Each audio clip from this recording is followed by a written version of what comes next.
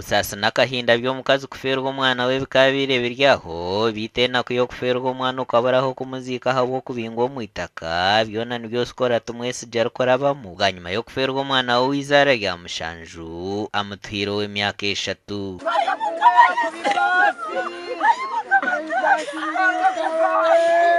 Jackson turyahebwa orinyina arimo w'omwana nagira ngu omwana ogu ayisurwe kirukana ahabwa endyambi hamwe n'ebyobwecumi bitari birungi bakatubinga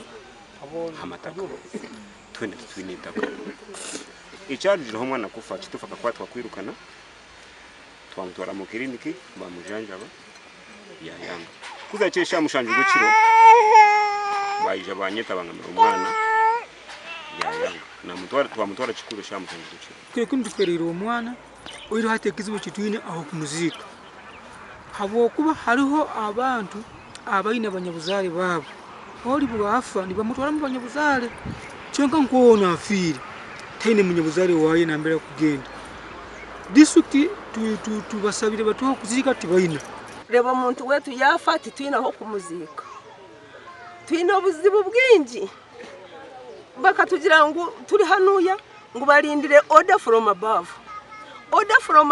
yayiyijira we wenka yahika hanuya yaragira ngo batugarura bibanje byetu tibatugaruraho twayebuza president Uganda ine ba president bangahe omnyishenjerokazi wa district ya Kikuube Florence natumanya yabatunjira umwanya go kuzikamu bwanyuma yo kugira ngo district teine mwanya guru kuzikwa mu imburabure tutwine na bugendo turare njara turi mu mwijura norone ko kuturi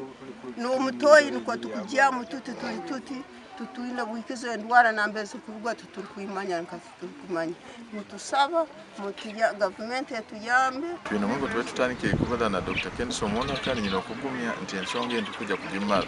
bayito nkusaba president abasajja bamubanda ba office ya prime minister no baleshe kijibu kinu kandi mu barua yawe wahandikire ya 2016 okabaragiire abantu bano bagarako mu itaka lyabo kandi babasasule rudi baba compensating nti kandi abakozere ensobi abantu aba ibitingo mu itaka lyabo iligale bajunanu Mr. President abantu batajunanu abantu bakaba promoted bakaba hibikaru mbamanye n'amabara gabo mu kika cyo kujunanu abo kagenda bugeno maiso abakama babo babakuza